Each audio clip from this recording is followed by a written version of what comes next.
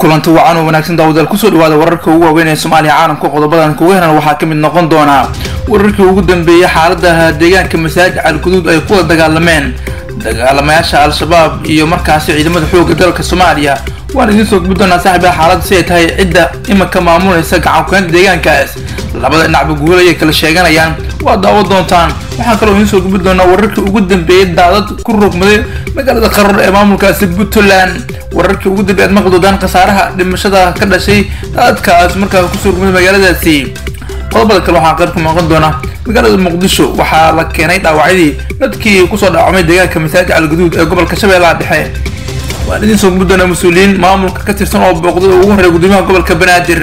madaxweyne xasan sheekh maxamuud wuxuu ka degay dalka Djibouti sifada Soomaaliya ayaa shaacisay mujeedka safarka halkaas uu tagay qorshayaasha halista ah ee madaxweynaha halkaas ku qoday daawo doontaan qodobada ugu faahfaahin doona warar kale caalamka diblomaasiyadda fadlan jaad nagu soo subscribe una sar gambalka kan furno si shirgareeya saxaabay markii jooga idinku kumatiga like inoo reebay aad baad maasantiin aan ku bilaawno wararkii ugu dambeeyay xaalada deegaanka masaajid Al-Quduud ee gobolka Shabeellaha Dhexe ka tirsan ayaan ku bilaabeynaa saaxiibada halkaas dagaalo culus shalay waxa uu ku dhaxmaray ciidamada militariga Soomaaliya oo kaashanaya kuwa deegaanka iyo xoogga Al-Shabaab qasaare culus ayaa ka dhashay dagaaladaas shalay ka dhacay wararkii ugu dambeeyay ayaa sheegay in xaalad hadda ay degan tahay inkastoo dagaalada ka dhacayna ay ahaayeen kuwa la isku adeegsado hubka noocyadiisa kala duwan labada dhinacba Al-Shabaab iyo soo kaanta ciidamada dawladda ayaana meelo kamid ah deegaankaas ku sugan wararka ugu dambeeyay ka helay deegaankaas waxay sheegayaan in xalay Al-Shabaab iyo ciidamada dawladda labada dhinacba ay ugu kala sugan yihiin deegaanka masaajid Al-Quduud kadib markii dagaal aad u culus oo la isku adeegsaday hubka noocyadiisa kala duwan uu dhacay qasaare badan ayaa la soo weerinayay in labada dhinacba uu soo kala gaaray inkastoo aan la xaqiijin karin tirada rasmiga waxaana ciidanka dawladda u suuro gali weysay inay si buuxda ay gacanta ugu dhigaan deegaankaas inkastoo ay sheegtay inay la wareegeen dhinaca kale Al-Shabaab ayaa dhankooda waxa ay beeniyeen wararka ku saabsan in laga wareegay deegaankaas qaybo badan oo deegaanka badan ay ku sugan yihiin Al-Shabaab ayaa dagaal waa celis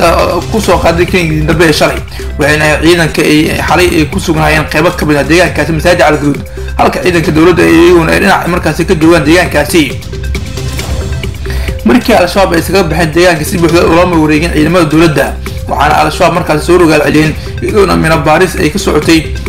gudaha iyo daafaha deegaankaasi sidoo kale waxaa la wariyay in ciidanku uu qasaare ka soo gaaray miinooyinka kooxda ay ku aasay wadooyinka gala deegaanka ugu yaraan hal gaari oo nooca dagaalka ah iyo dhowr askari ayaana loo xaqiijiyay in miinada markaas ay helashay waxaa aad u yar xogta laga heli karo dagaalkii ka dhacay xalay ilaa iyo shalay gelinkii dambe deegaanka masaajid Al-Quduud madaxweynaha Hirshabeelle saraakiil ayaana markaas dagaalkaas ku baaqay oo markaas qayb ka ah oo hogaaminaya intaana ka bixin wararka arrimaha dagaalka ku saabsan magaalada Muqdisho waxaa la soo gaarsiiyay dhaawacyada markaas dadkii ku soo dhacmay deegaankaasi masaajid Al-Quduud dagaalka Al-Shabaab iyo markaas ciidanka dawladda ku dhaxmaray maamulka gobolka Banaadir ugu horeeyay gudoomiyaha gobolka ayaa isbitaalka xoogga dalka ku booqday dhaawacyada markaas dadkii masaajid Al-Quduud ku soo dhacmay dagaalka halkaas Al-Shabaab iyo ciidanka dawladda ku dhaxmaray dadka dhaawacyada la keenay Muqdisho ayaa isugu jira askar iyo dad shacab ah waxaana la geeyay isbitaalka xoogga dalka oo haatan lagu dabiibayo xaaladooda gudoomiye Madaale ayaa dhaawacyada ku booqday isbitaalka isagoo u rajayay caafimaad degdeg ah Madaale ayaa soo kale ku baaqay in loo midoobo dagaalka dhanka Al-Shabaab oo haatan xooggiisa uu ka socdo Hiiraan iyo Shabeellaha Dhexe gudoomiyaha gobolka Ahmed Muqdisho ayaa shacabka Soomaaliyeed meel kasta ay joogaan ugu baaqay in loo midoobo dagaalka dhanka Al-Shabaab isla markaana ciidanka qaranka lagu garabsiyo sidii guud ahaan dalka loogu xureyn lahaa kooxaha banaysa buuri dhaalinta maalka iyo nafta dadka Soomaaliyeed ayuu lagu jiro qoraalka ka soo baxay xafiiska gudoomiyaha gobolka Ahmed Muqdisho dhinaca kale xaaladda masaajid Al-Quduud ayaa weli kacsan waxaan lagu soo waramayaa in labada dhinacba uu dib u gorosho ay sameeyeen ay dhaqdhaqaaq ciidan ay wadaan Shabeellaha Dhexe oo hoostagta magaalada gobolka Shabeellaha Dhexe oo markaasi hoostaga gobolka Shabeellaha ayaa waxaa ka socda guluf dagaal oo ka dhanaha Al-Shabaab kaas oo ay iska kaashanayaan ciidamada dawladda iyo kuwa Hirshabeelle oo sidoo kale garab ka helaya maleeshiyaadka macbuusleyda laakiin ciidamada xoogga dalka ayaana shaaca ka qaaday in duulaankoodu uu ku wajahan yahay saldhigga ugu weyn ee Al-Shabaab ay ku yaalaan degmada Aadan Yabaal ee gobolka Shabeellaha Dhexe ka tirsan qaybihii hore ayaa daawanaysaa saaxiibayaal haddii aad nagu soo subscribe noo soo gambalka kana furo wana sii sharagarey saaxiibadii meel kasta joogaan idinku commentiga like inoo reebaya bal markaana haddii aan aadno magaalada Qardho ee wararka aan ka helin magaalada Qardho oo heestaga maamulka Puntland ayaa sheegaya in haatan xaalad adag ay ka taagan tahay magaaladaas kadib markii ay xalay ku rogmadeen daadad kuwa daadad xoogan kuwaas oo hore aan loogu soo feejignaanin ilaa 3 tog oo qardho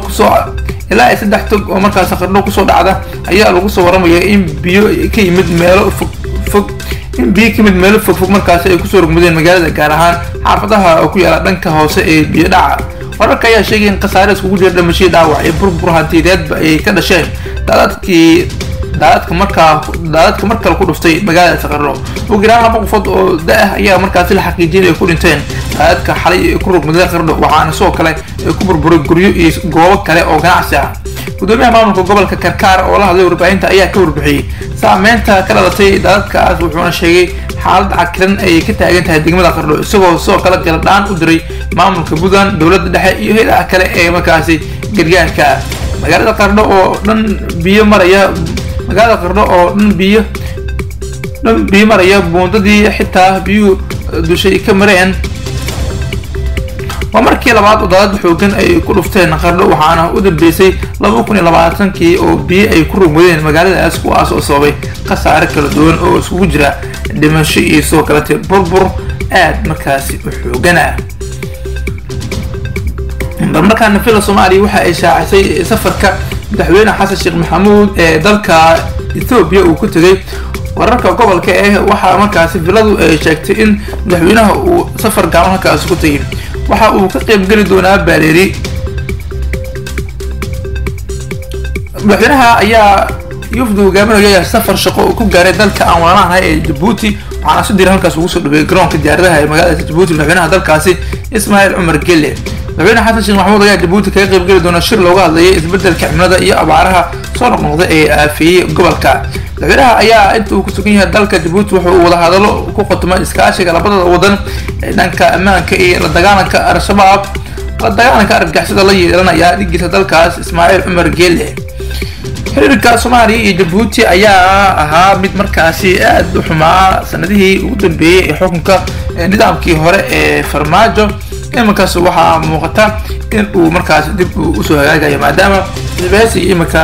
nidaamka hadda jooga ee Xasan Sheekh Maxamuud hogaaminayana ay aad isugu dhow yihiin oo markaas isku dhawaasho ay muujinayaan wararka arrimaha gobolka inta aan aadin daawadayaal markaana haddii aan eegno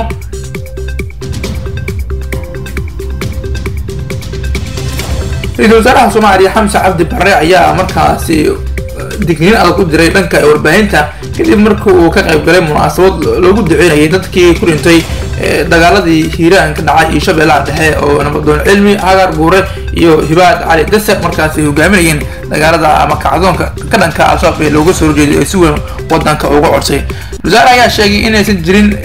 wariye markaas ama saxaafad tabinaysa wararka lidii ka dawladda isla markaana aan bumbooninta wararka Al-Shabaab iyo wararka la xiriiraba aan la aqbali doonin tabadarkeedana ay sheegeen in muhiim ay tahay in wararka si sax ah oo dhaxaadmay ku jirto u tibaan asigoo sheegay haddii cid walbaba ay si dhaxaad warku u taagayaan markaasi ay la xisaabtami doonaan sharcigana marka ay ku qaadi doonaan sidoo hadalku dhigay ra'iisul wasaare Xamse Cabdi Barre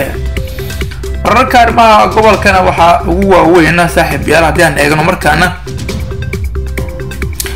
ruushka ayaa duqeymo waxa uu ka geysay xarun muhiim ah oo ku yaala wadankaasi Ukraine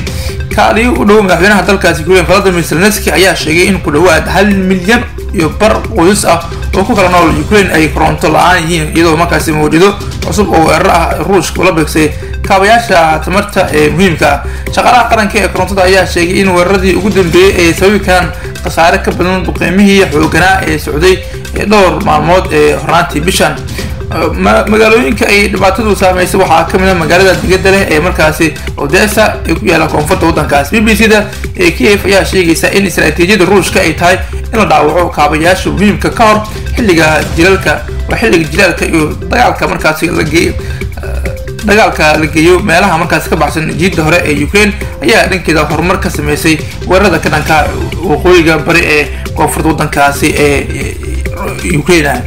wararkii waaweynaa ee Soomaaliya caalamka kaga socoteen janalkeena daawadayaal waa nageynta haddii aad noqoto fadlan subscribe noo saar gambalka nasifro oo si shirgalaya saaxiibadii markasta jooga idinku commentiga laakiin noo ribaya aad baad u mahadsantihiin hadda jeed sida aad nala socotaan oo nala jaan qaadaysan oo aad markaasi commentida iyo ra'yigeena aad